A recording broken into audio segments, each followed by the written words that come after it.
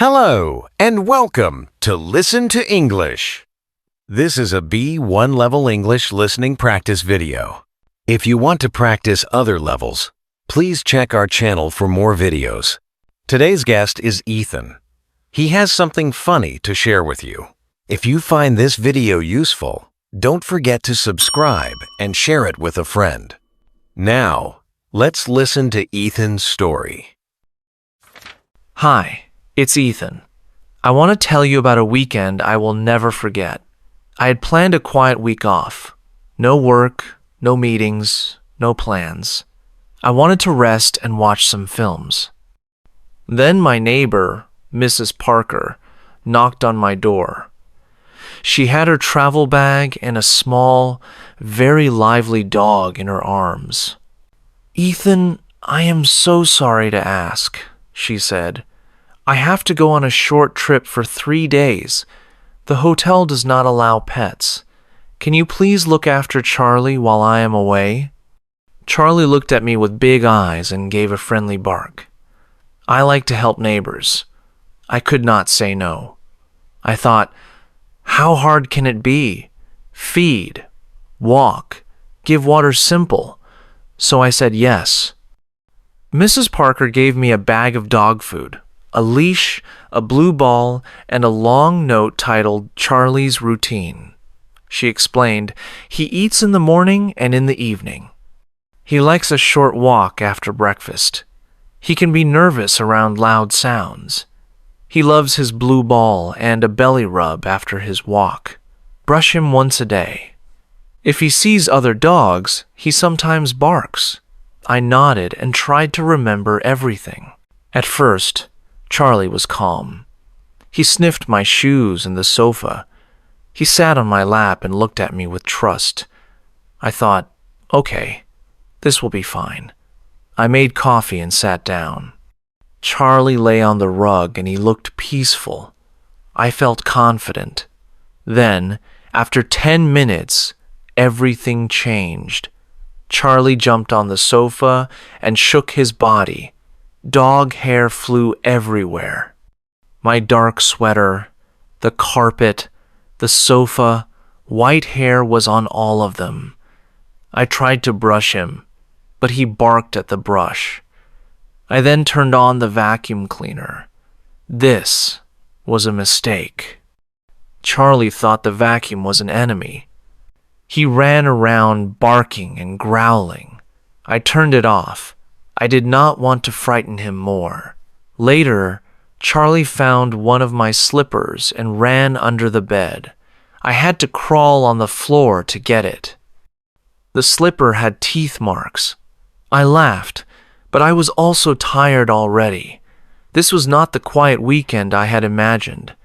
That evening, I fed Charlie at the time on the paper. He ate quickly and then started to run in circles, dog zoomies. He jumped on the couch and almost knocked over a plant. I decided a walk would help. We went to the small park near my building. At first it was calm, but then Charlie saw a squirrel. He pulled the leash and barked loudly. People looked. A man said, "Nice dog." I smiled weakly. We returned home. Charlie fell asleep very fast. I sat on the sofa and watched him sleep. He looked small and innocent. I thought, one day down, I was wrong. At 6 a.m. The next morning, I woke to a wet tongue on my face. Charlie was ready for his walk. On the second day, I woke early because Charlie was on my chest and he was licking my face. He was energetic and ready to start the day. I gave him breakfast at 7, like the note said. He ate and wagged his tail. I felt a little better. Maybe we were getting used to each other.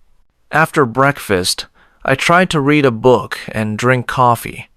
Charlie came with me and took the corner of a newspaper. Then he knocked my coffee cup. The liquid spilled. I cleaned it up and tried to smile. Charlie brought me a small torn paper as if it was a gift. He wagged his tail and looked so proud. I decided to take a longer walk. I thought, if he uses his energy, he will be calm later. For a while it worked. He walked nicely. Then he saw another dog. He became excited and started to bark. He pulled the leash so hard I almost fell. I learned that small dogs can be very strong. The other dog's owner said, "He has energy," and I nodded. Back home, Charlie found the kitchen bin and pulled out a plastic bag. He chewed it for a while. I removed it and put the bin away.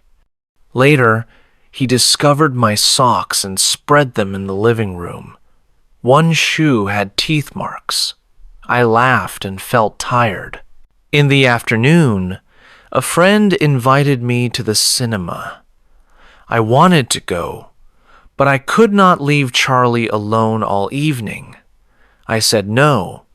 I cooked dinner and gave Charlie a small piece of chicken. He ate happily and then slept next to me. For a moment, I felt warmth and thought, maybe this is good for me. But at night he barked at a noise outside and woke me several times. I had little sleep. On the third day, I woke up and felt very tired. But I also felt more confident. I knew Charlie's little signs. He liked the blue ball. He liked to sit by the window. And he liked belly rubs after walking.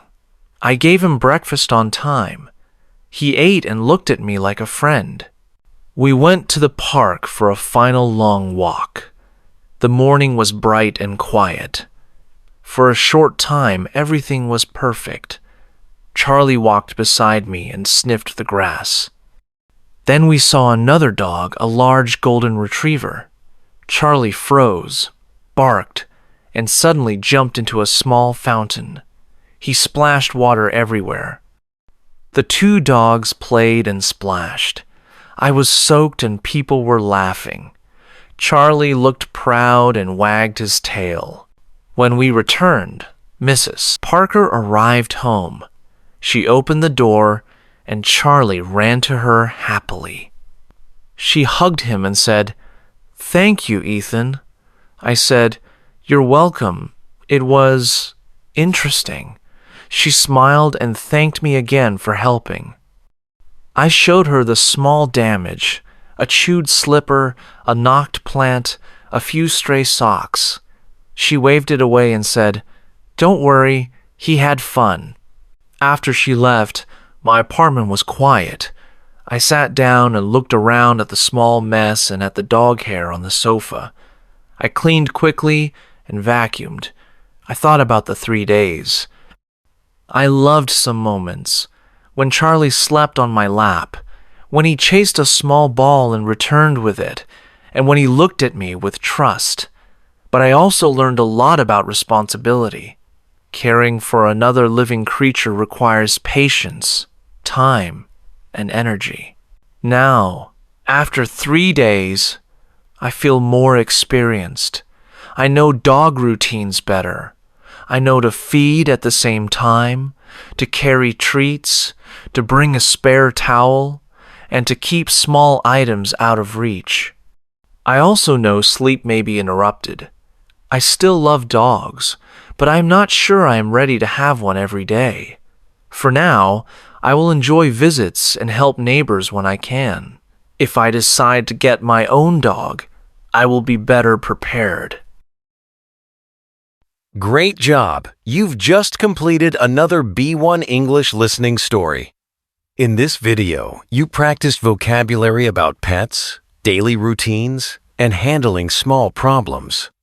You also listened to past tense verbs and common connectors used in storytelling. If you found this useful, please subscribe and practice with our other videos. Well done, and see you next time!